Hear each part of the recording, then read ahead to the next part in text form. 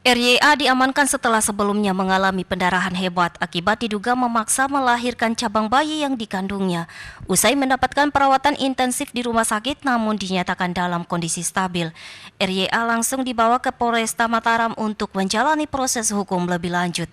Kasubdit 1 Unit PPA Satreskrim Polresta Mataram menjelaskan, kasus aborsi ini terungkap setelah pihaknya mendapat informasi dari Polsek Sandubaya akan adanya dugaan tindakan aborsi di salah satu kos-kosan yang ada di wilayah Sandubaya dan ditindaklanjuti ke kos-kosan tersebut.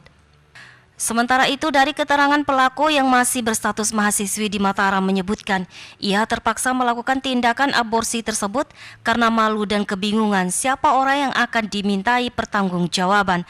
Terduga pelaku saat ini sudah ditahan dan masih menjalani pemeriksaan mendalam. Kalau keterangan daripada si pelaku menjelaskan melakukan hal tersebut karena saking bingungnya dia tidak mengetahui siapa orang yang akan dimintai pertanggungjawaban karena yang bersangkutan sendiri tidak mengetahui siapa bapak biologisnya. Atas perbuatannya pelaku ditetapkan tersangka dan terancam dijerat pasal 77A ayat 1 Undang-Undang Nomor 35 Tahun 2014 tentang perlindungan anak dengan ancaman 10 tahun penjara. Dari Mataram, Hari Kesidi, iNews melaporkan. Pimpinan Pondok Pesantren inisial HMT di salah satu ponpes di Pringgerata, Lombok Tengah ditetapkan sebagai tersangka kasus pelecehan seksual yang dilakukan terhadap 3 santriwati di ponpes tersebut. Penetapan tersangka ini berdasarkan hasil pemeriksaan Satreskrim Polres Lombok Tengah terhadap pengakuan sejumlah saksi dan bukti visum dari ketiga korban yang melaporkan kasus tersebut. Sementara itu, perbuatan keji tersebut dilakukan di 2 tempat kejadian perkara, yakni di pondok pesantren dan salah satu rumah korban. Pelaku melakukan aksinya dengan modus mengajak korban ke ruang guru, kemudian merayu korban hingga perbuatan keji tersebut dilakukan. Pelaku sendiri mulai melancarkan aksinya sejak tahun 2021 lalu. Dari hasil pemeriksaan dari rekan-rekan dari PPA, jadi terlapor atau sudah ditetapkan menjadi tersangka dengan ada 2 alat bukti, yaitu yang pertama dari keterangan saksi dan dari alat bukti berupa visum. Sebelumnya kasus ini terungkap usai salah satu keluarga korban melaporkan kasus persetubuhan yang diduga dilakukan oleh pimpinan pondok pesantren di Pringgerata ke Mapolres Lombok Tengah. Atas perbuatannya, pelaku dikenakan Undang-Undang Tindak Pidana Persetubuhan Terhadap Anak atau Pencabulan Terhadap Anak, yakni Pasal 76 JO Pasal 81 Ayat 1, 2, 3 dan atau Pasal 76 JO Pasal 82 Ayat 1, 2 Undang-Undang RI Nomor 17 Tahun 2016 tentang perubahan kedua atas Undang-Undang Nomor 23 Tahun 2002 tentang perlindungan anak dengan ancaman hukuman 15 tahun penjara. Dari Lombok Tengah, Emma Widiawati, iNews melaporkan.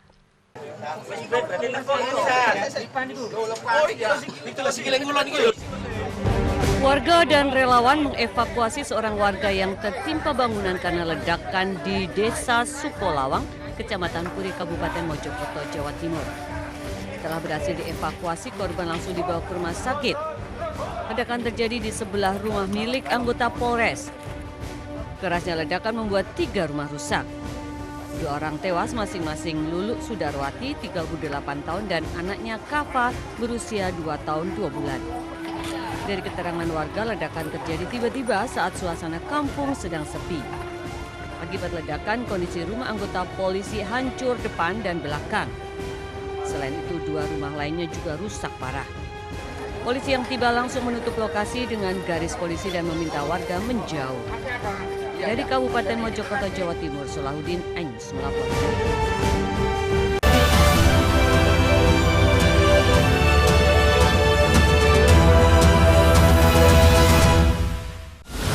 Menyoroti kecurangan. Mas Agus itu tidak tahu berterima kasih. Bunuh diri aja lah, yuk. Kita udah siapkan.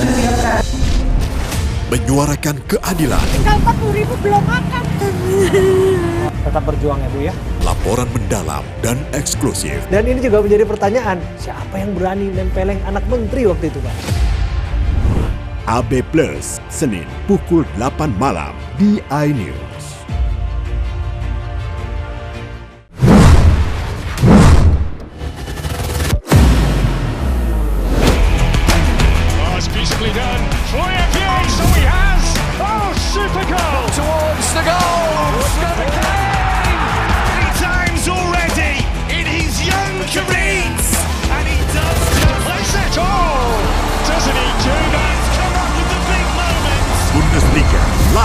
iNews Premium Sports. Mengupas makna dan tafsir Al-Quran bersama ulama terkemuka tanah Jangan air. pernah kita berpikir hidup ini tidak ada cobaan. Seluruh amal kita itu dihitung dengan niatnya. Jelas, lugas untuk kehidupan sehari-hari. Maka disitulah Allah akan merubah hidup kita di luar rumah tangga kita. Dia benar-benar bertobat seperti bayi baru dilahirkan dari rahim ibunda. Rumah tangga itu bangunannya adalah ketakwaan. Cahaya Hati Indonesia, Sabtu dan Minggu pukul 12 siang di iNews. Mempertanyakan rasa keadilan. Negeri kami nampak kehilangan kemudi. Kebenaran, keberanian, dan juga kejujuran. Itu hak demokrasi, nggak apa-apa. Saatnya kita bicara. Tuntaskan di sini. Menyampaikan dari kacamata mahasiswa. Saya Aryo Ardi. Saya Anisha Dasuki. Interupsi hanya di iNews. Morning Update, Senin sampai Jumat pukul 7 pagi di iNews. Temani weekendmu bersama program kuliner spesial. Kalaparan, eksplor gokil wisata kuliner. Tempat makan yang jarang terekspos. Food Diary, mengupas sejarah kuliner, hidangan viral dari Nusantara sampai mancanegara. Mantep banget, mantep banget. Saksikan kuliner spesial weekend Sabtu dan Minggu pukul 10 pagi di iNews. Update informasi terlengkap menuju prime time berkualitas bersama iNews. Selamat sore pemirsa. Senjata tajam lintas barat. Terendam banjir. Bunuh ayah. iNews sore setiap hari. Selamat datang di iNews Room. Tim menang 2 putaran Jumawa. iNews Room setiap hari. iNews Prime selengkapnya. Yohanes. Bit air. Chris Dayan 19%. iNews Prime Senin sampai Jumat. iNews Malam. Kelas abu. Kelas tenggelam. Erupsi Pencarian. iNews Malam setiap hari. Hanya di iNews. The Great Prime Time. Bisa dikatakan lurus. Benarkah dari perkara? Balikin uang gue, Gus. Gratis itu, Harus kesel juga gitu. Bersama saya, Abraham Silaban. AB Plus setiap Senin pukul 8 malam. Bagaimana kita melihat hari-hari ke depan? Yang jelas PR-nya banyak. Tadi terjalan oleh Bung Aiman. Baunya menyengat. Dukit-dukit juga nggak pernah selesai nih. Lu sampaikan peristiwa-peristiwa itu. Saya Aiman Wicaksono, inilah. Rakyat bersuara Selasa pukul 7 malam. Kuasa hukumnya Otto Hasibuan. Kekerasan seksual 1000%. Bangga. Berapa korban? Pasti bilang kalian. Penyiram air keras. Pada kita dalam bukti aja. The Prime Show Rabu pukul 8 malam. Pilkada Jakarta sudah mulai bergemuruh. Ada game sosial yang serius. Mosok sih gontok-gontokan. Biar lambat. Judulnya terus. Saya Anisha Dasuki. Dan saya Aryo Ardi. Interupsi Kamis pukul 8 malam. Only on iNews. Suara tak layak dibungkam. Intelektualitas perlu diuji.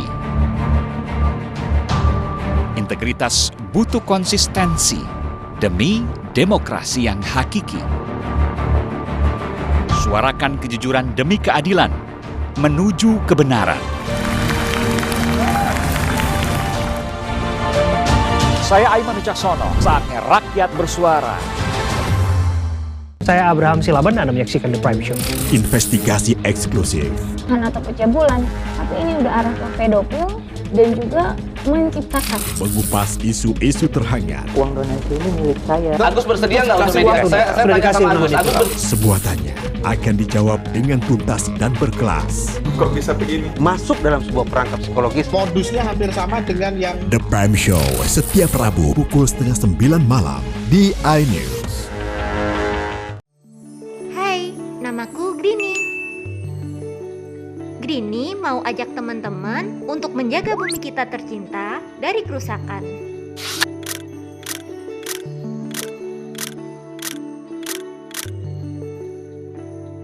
Mau tahu gimana caranya? Yuk, hemat energi teman-teman.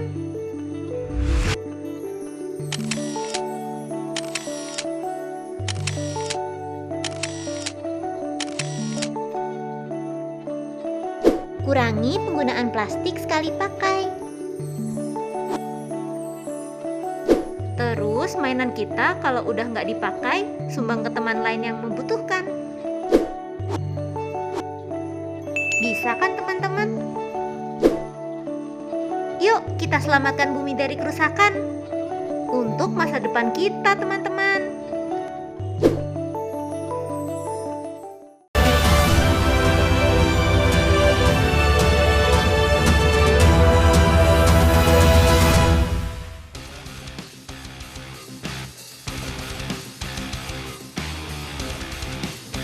Polisi menggerebek rumah penampungan pekerja migran ilegal di 3 tempat berbeda di wilayah Sedati dan Krembong, Sidoarjo.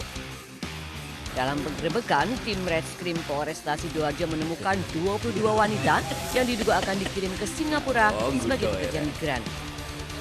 Mereka berasal dari Madura dan Nusa Tenggara Barat dan sudah memiliki paspor. Di lokasi ini polisi juga menangkap 6 orang yang akan mengirim mereka ke luar negeri. Saat diperiksa, mereka mengaku menjanjikan korban pekerjaan dengan gaji 7 juta sebulan sebagai asisten rumah tangga.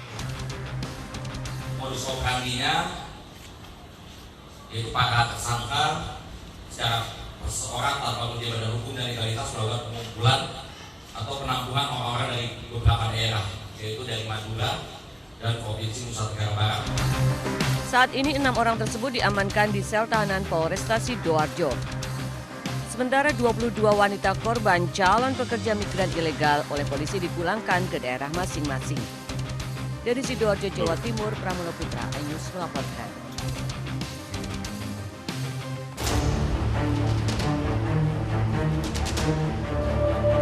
Dengan pendampingan hukum dari LBH Jakarta, ICW melaporkan tindakan penyebarluasan data pribadi atau doxing yang diterima anggotanya, yakni salah satu peneliti ke Barreskrim Mabes Polri pada Senin siang. Doxing terhadap Diki Anandia terjadi setelah mengomentari terkait masuknya nama Presiden ke-7 Joko Widodo dalam rilis yang dikeluarkan Organized Crime and Corruption Reporting Project atau OCCRP yang menyebut Jokowi sebagai salah satu finalis presiden terkorup di dunia. Doxing ini dinilai ICW sebagai upaya untuk pelemahan dan intimidasi atas kritik ICW terkait masuknya nama Jokowi. Penyebaran data pribadi yang dilakukan oleh oknum anonim tersebut berupa data pribadi, peta diduga lokasi rumah tinggal peneliti ICW, bahkan anggota ICW tersebut mendapatkan sejumlah teror termasuk ancaman pembunuhan. Tim Advokasi untuk Demokrasi melakukan laporan terkait dengan upaya doxing yang dialami oleh peneliti ICW beberapa tanggal 3 Januari kemarin gitu ya. Dia melanggar ketentuan undang-undang tentang data pribadi dan juga administrasi kependudukan. Ya bagaimanapun ini naif kalau kita tidak bilang tidak ada kaitan dengan komentar ITW, statement ICW terkait dengan nominasi Joko Widodo sebagai salah satu presiden terkorup. Doxing itu terjadi di tanggal 3 gitu ya. Saya agak lupa pastinya OCCRP merilis data dan nominasi tersebut kapan. Tak hanya menunggu proses, pihak ICW juga akan melaporkan kasus ini ke LPSK dan Komnas HAM. Di Jakarta, Rizky Palupi, iNews melaporkan. Bekerja sama dengan sejumlah mitra PT PLN Indonesia Power UBP Jeranjang memperingati Bulan Keselamatan dan Kesehatan Kerja atau K3. Berbagai kegiatan dilaksanakan diantaranya Lomba 5S, Lomba Penanganan Pemadam Kebakaran, Sosialisasi Kesehatan hingga Fun Run. Burhanuddin, Officer K3 dan Lingkungan PLN Indonesia Power UBP Jeranjang mengatakan, selain melaksanakan berbagai kegiatan terkait keselamatan kerja, PT PLN Indonesia Power UBP Jeranjang juga bekerja sama dengan PMI untuk melakukan donor darah dengan target sebanyak 80 kantong darah. Nantinya hasil donor darah akan disalurkan ke orang yang membutuhkan. Sebenarnya kegiatan donor darah di PLTU Jeranjang sendiri itu sudah dilakukan rutin ya, bukan hanya di bulan K3, tapi sudah dilakukan hampir 3 bulan sekali. Setiap triwulan kita adakan bulan donor darah.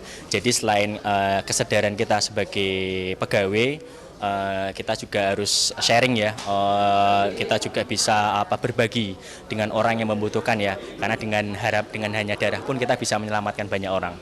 Ditambahkan, Burhanuddin dengan dilaksanakannya kegiatan ini, pihak bertujuan untuk meningkatkan kesadaran para pegawai dalam menjaga kesehatan serta keselamatan dalam bekerja, agar dapat maksimal dalam menunjang kelistrikan di NTB. Dari Lombok Barat, Rizka Anjani, iNews melaporkan.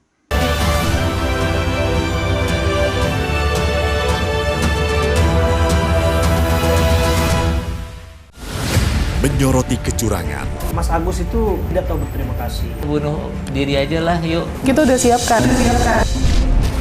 Menyuarakan keadilan. Tinggal 40.000 belum makan. Tetap berjuang ya Bu ya. Laporan mendalam dan eksklusif. Dan ini juga menjadi pertanyaan, siapa yang berani nempeleng anak menteri waktu itu Pak? AB Plus, Senin pukul 8 malam di iNews.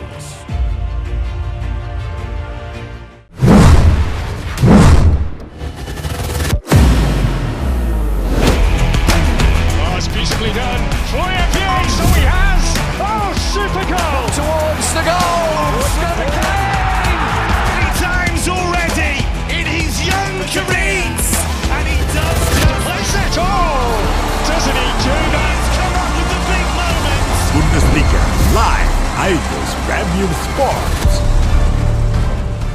Mengupas makna dan tafsir Al-Quran bersama ulama terkemuka tanah air. Jangan pernah kita berpikir hidup ini tidak ada cobaan. Seluruh amal kita itu dihitung dengan niatnya. Jelas, lugas untuk kehidupan sehari-hari. Maka disitulah Allah akan merubah hidup kita di luar rumah tangga kita. Dia benar-benar bertobat seperti bayi baru dilahirkan dari rahim ibunda. Rumah tangga itu bangunannya adalah ketakwaan. Cahaya Hati Indonesia, Sabtu dan Minggu pukul 12 siang di iNews. Mempertanyakan rasa keadilan. Negeri kami nampak kehilangan kemudi. Kebenaran, keberanian, dan juga kejujuran. Itu hak demokrasi, nggak apa-apa. Saatnya kita bicara. Tuntaskan di sini. Menyampaikan dari kacamata mahasiswa. Saya Aryo Ardi. Saya Anisha Dasuki. Interupsi hanya di iNews. Morning Update, Senin sampai Jumat pukul 7 pagi di iNews. Temani weekendmu bersama program kuliner spesial. Kalaparan, eksplor gokil wisata kuliner. Tempat makan yang jarang terekspos. Food Diary, mengupas sejarah kuliner, hidangan viral dari Nusantara sampai mancanegara. Mantep banget, mantep banget. Saksikan kuliner spesial weekend Sabtu dan Minggu pukul 10 pagi di iNews. Update informasi terlengkap menuju prime time berkualitas bersama iNews. Selamat sore pemirsa. Senjata tajam lintas barat, Terendam banjir, Bunuh ayah. TKP, Rumah tangan. Pilkada Jakarta. bakaran sesuai. Makamkan. iNews sore setiap hari. Selamat datang di iNews Room. Tim menang, Sula Putaran, Jumawa. Kita siapkan Rembesi. Ciguru, Presiden, Taran. Tewas. Tim SAR gabungan. Bertambah 10%. Jakarta. Barat. iNews Room setiap hari. Dan inilah iNews Prime selengkapnya. Yohanes. Bit air. Chris Dayanti 9%. 2 korban. Gangster yang Beliau. Senjata dilek. iNews Prime Senin sampai Jumat. Inilah iNews malam selengkapnya. Kelas abu. Awas tenggelam. erupsi terjadi. Pencarian. Agus meminta pelakunya. Terlihat situs orang tersebut. Indonesia naik menit ke 9 barat. iNews Malam setiap hari. Hanya di iNews. The Great Prime Time. Bisa dikatakan lurus. Benarkah dari perkara? Balikin uang gue Gus. Gratis itu Harus kesel juga gitu. Bersama saya, Abraham Silaban. AB Plus setiap Senin pukul 8 malam. Bagaimana kita melihat hari-hari ke depan? Yang jelas PR-nya banyak. Tadi berjalan oleh Bung Aiman. Ini baunya menyengat. Dukit-dukit juga nggak pernah selesai nih. Lu sampaikan peristiwa-peristiwa itu. Saya Aiman Wicaksono, inilah. Rakyat bersuara Selasa pukul 7 malam. Kuasa hukumnya Otto Hasibuan. Kekerasan seksual 1000%. Bangga. Berapa korban? Udah pasti bilang kalian. Penyiram air keras. Pada saat kita dalam bukti aja. The Prime Show Rabu pukul 8 malam. Pilkada Jakarta sudah mulai bergemuruh. Ada game sosial yang serius. Mosok sih gontok-gontokan. Biar lambat. Saya Anisha Dasuki. Dan saya Aryo Ardi. Interupsi Kamis pukul 8 malam. Only on iNews. Suara tak layak dibungkam. Intelektualitas perlu diuji. Integritas butuh konsistensi demi demokrasi yang hakiki. Suarakan kejujuran demi keadilan menuju kebenaran. Saya Aiman Wicaksono, saatnya rakyat bersuara. Saya Abraham Silaban, Anda menyaksikan The Prime Show. Investigasi eksklusif. Atau pencabulan, tapi ini udah arah ke pedofil dan juga menciptakan. Mengupas isu-isu terhangat. Uang donasi ini milik saya. Agus bersedia nggak untuk media? Saya tanya sama Agus. Semua tanya akan dijawab dengan tuntas dan berkelas. Kok bisa begini? Masuk dalam sebuah perangkap psikologis. Modusnya hampir sama dengan yang The Prime Show setiap Rabu pukul 8:30 malam di iNews. Halo teman-teman, saya mau mengajak teman-teman untuk menjaga kebersihan lingkungan agar tidak menimbulkan bencana seperti menyebabkan kerusakan ekologis, menyebarkan penyakit, menyebabkan terjadinya banjir.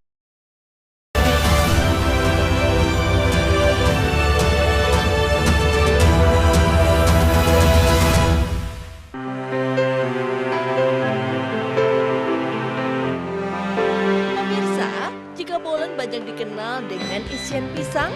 Di Malang, Jawa Timur, seorang ibu rumah tangga bernama Ismi menghadirkan varian bolen dengan isian yang berbeda dari yang lain. Kue bolen produksi rumahan milik Ismi memiliki cita rasa tersendiri dengan menggunakan buah khas Malang, yakni apel. Ide penggunaan apel untuk varian isi muncul setelah Ismi ingin membuat oleh-oleh khas Malang. Apalagi Malang banyak dikunjungi orang sebagai kota tujuan wisata. Awalnya pada 2018, Ismi hanya memproduksi kue kering untuk Lebaran dan Natal saja.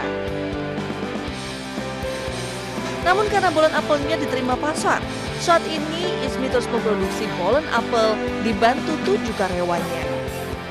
Ismi juga menambah varian menu pai apel Malang dan varian bolen lainnya. Harga bolen yang dibuat Ismi bervariasi dari 40.000 untuk isi 6 dan 60.000 isi 10. Dalam sebulan, Ismi bisa menjual 6.000 box bolen dan pie dengan omset fantastis ratusan juta rupiah. Dalam sebulan untuk bolen itu sekitar 3.000-an box. Untuk pie hampir sama, 3.000-an box. Mas juga ramai sampai kolan kemarin. Masuk saat Lebaran gitu, Mbak? Lebaran juga sama.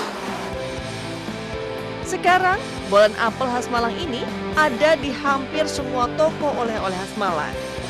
Tak hanya dicari di kota Malang, Ismi kini memasuk oleh-olehnya ke luar pulau hingga ke luar negeri seperti Hong Kong, Singapura, Malaysia, bahkan Paris, Perancis. Bagaimana pemirsa? Anda terinspirasi dari Malang, Jawa Timur, Denny Irwansyah, iNews melaporkan.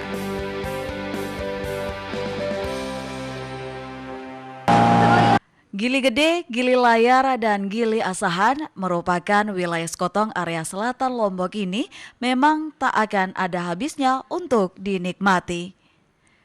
Seperti Gili Gede, salah satu gili terbesar yang ada di sekotong yang menawarkan keindahan alam yang terjaga kelestariannya.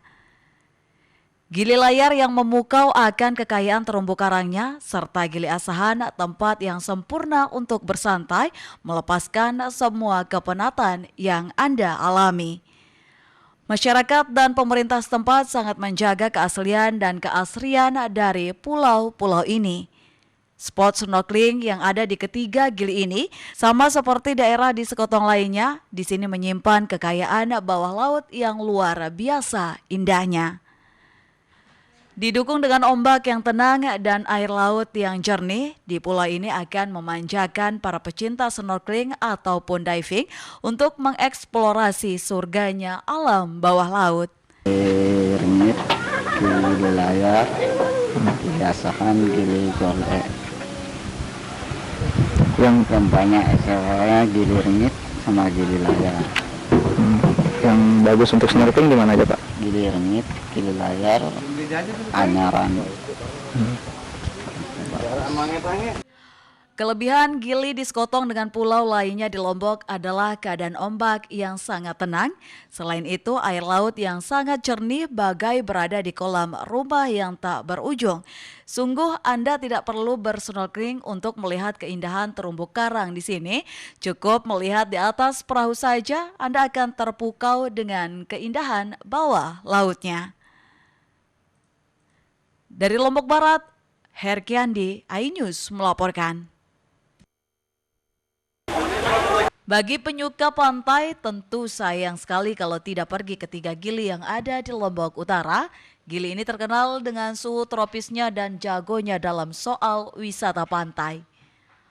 Lombok memang memiliki pantai yang indah dengan pasir putih dan laut kebiruan, tapi jangan salah, pantai di Lombok tidak hanya bisa digunakan untuk sekedar berenang dan menikmati matahari terbenam. Salah satu aktivitas pantai terbaik di Gili ini hanya diperuntukkan untuk Anda yang menggilai tantangan dan menikmati pantai dengan cara yang sama sekali tidak pernah Anda bayangkan. Namanya jet surfing, salah satu olahraga air serupa dengan surfing namun tidak di dalam ombak, melainkan di air yang tenang. Olahraga ini tidak jauh dengan surfing, memiliki papan, namun bedanya papan ini dilengkapi dengan mesin 2 tak dan mampu meluncurkan dengan kecepatan 70 km per jam.